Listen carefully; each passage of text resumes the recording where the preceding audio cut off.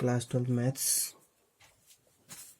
आज हम देखेंगे कि इससे पहले हमने जो देखा, इससे पहले वाली क्लास में हमने देखा कि जो एप्लीकेशन ऑफ इंटीग्रल्स था कि किस प्रकार से हम किसी भी अनबाउंडेड कर्व का हम एरिया फाइंड आउट करते हैं इंटीग्रेशन की सहायता से।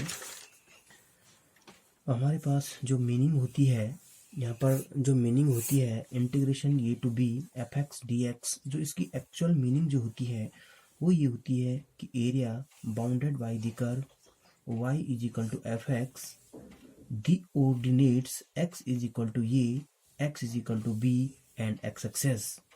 माने जो ये आपका जो इसकी मीनिंग होती है वो ये कह रहा है कि area bounded by the curve, माने उसका एरिया फाइंड करना है जो y is equal to f x से बाउंडेड है और ऑर्डिनेट्स जो ए और बी हैं और एक x एक्सेस के रिस्पेक्ट में है। तो ये इसका मीनिंग होता है। माना सपोज दैट आपके पास कोई कर्व इस प्रकार से आ जाता है।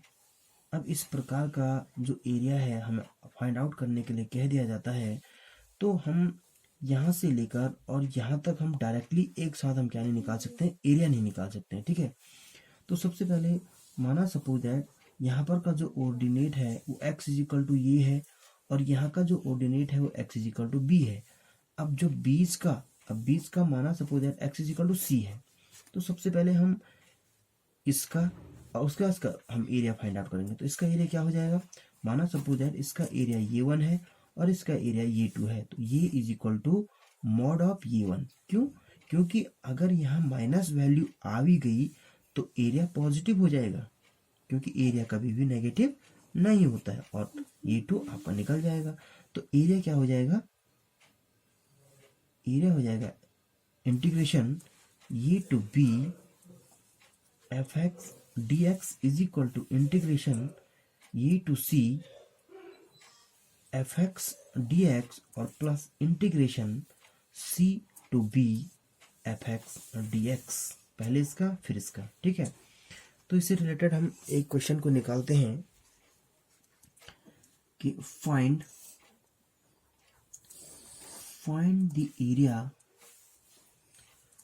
the area of enclosed circle x square plus y square is equal to ये स्क्वायर। इसका एरिया निकालना हमने x square plus y square is equal to ये स्क्वायर।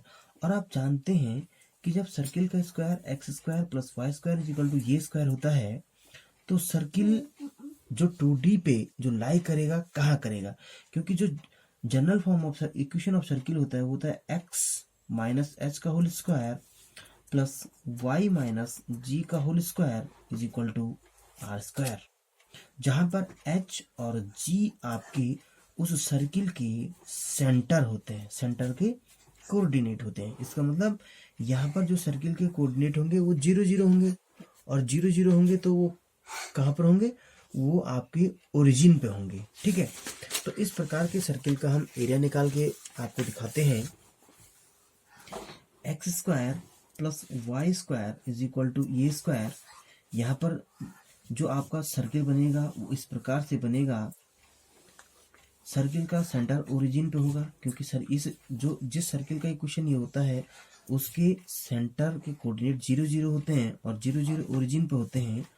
और आर स्क्वायर था तो यहाँ पर आर की वैल्यू कितनी हो जाएगी, ये के बराबर। इसका मतलब यहाँ से यहाँ तक जो इसका रेडियस होगा वो ये होगा। अब इससे जो सर्किल बनेगा वो ऐसा बनेगा।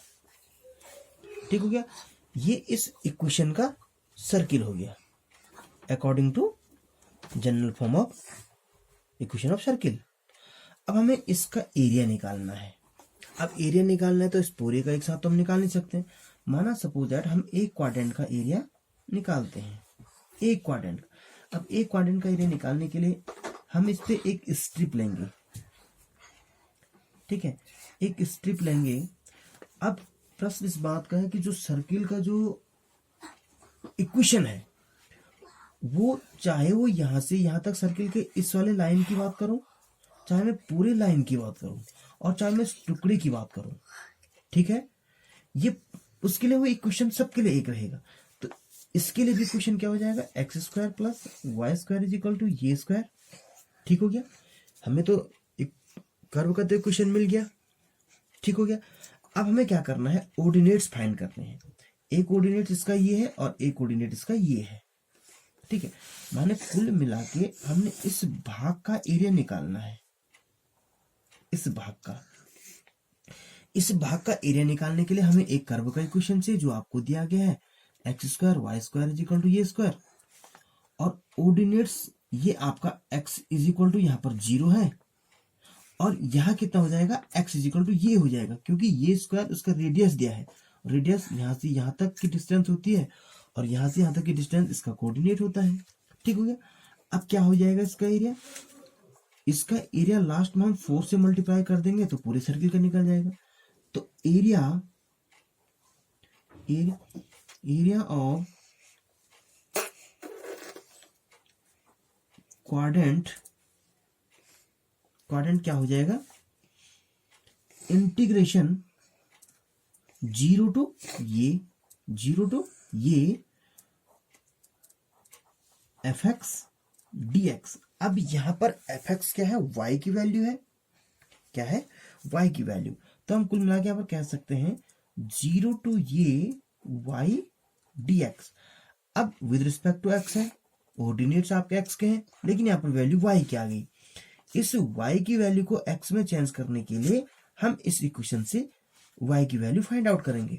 तो y square is equal to a square minus x square, y is equal to under root a square minus x square. तो क्या हो जाएगा, इंटीग्रेशन 0 टू ये अंडर रूट ये square minus x square dx। ये बन गया आपका क्या, पूरा का पूरा जो वैल्यू है वो सारे x के टर्म में आ गई। ठीक है, अब हमें इसका क्या करना है, इंटीग्रेशन करना है। तो इंटीग्रेशन मैंने आपको बताया था कि फॉर्मूला होता है। अब फॉर्मूला क्या होता है, तो ये हो जाएगा, हम डायरेक्ट फॉर्मूले से इसको ओपन करें तो फॉर्मूला होता है आपके पास x अपॉन 2, उसका फॉर्मूला होता है x अपॉन 2 अंडर रूट ये स्क्वायर माइनस एक्स स्क्वायर, ये square minus x square plus ये स्क्वायर अपॉन 2, ये square upon 2 sine inverse x upon ये आपका फॉर्मूला होता है। ये फॉर्मूला तो हमने पहले ही आपको बता रखा है, और इसमें आपकी लिमिट लग जाएगी 0 टू ये। अब पहले अपर लिमिट को पुटअप करते हैं। अपर लिमिट को पुटअप करेंगे तो क्या हो जाएगा, ये अपॉन 2, ये हो जाएगा आपका कितना, x की जगह में अगर मैं ये रखूंगा तो ये पूरा का पूरा टर्म 0 हो जाएगा, इंटू 0 प्लस इसमें रखूंगा तो क्या हो जाएगा, ये पहले से आपका ये स्क्वायर है तो ये स्क्वायर अपॉन 2, पहले ही क्या आपका ये स्क्वायर है, ये स्क्वायर अपॉन 2, यहां पर हो जाएगा आपका साइन इनवर्स ये अपॉन ये इज इक्वल टू 1। ठीक हो गया, अब अगर मैं इसमें 0 की वैल्यू पुटअप करूं तो लोअर लिमिट पुटअप करने पर पूरा का पूरा वैल्यू 0 आ जाएगा। देखिए x की जगह में 0 करेंगे तो टर्म 0, यहाँ पर अगर मैं 0 पुट करूं तो साइन 0 का 0 होता है। ठीक है, पूरा का पूरा टर्म 0 होगा। तो हमारे पास बचा क्या है, हमारे पास बचा पहला टर्म तो 0 हो गया, इज इक्वल टू केवल हमारे पास बचा ये स्क्वायर अपॉन 2 साइन इनवर्स 1, और साइन इनवर्स 1 की वैल्यू कितनी होती है, कितनी होती है साइन इनवर्स 1 की वैल्यू, साइन इनवर्स 1 की वैल्यू होती है साइन 0 का जो साइन 90, और 90 बिलोंग करता है तो इंटू पाई अपॉन 2। तो कितना हो गया, पाई ये स्क्वायर अपॉन 4। ठीक हो गया, ये क्वाड्रेंट का तो hence the area of circle क्या हो जाएगा, 4 इंटू क्वाड्रेंट, तो पाई ये स्क्वायर अपॉन 4, 4 से 4 कैंसिल हो गया तो पाई ये स्क्वायर स्क्वायर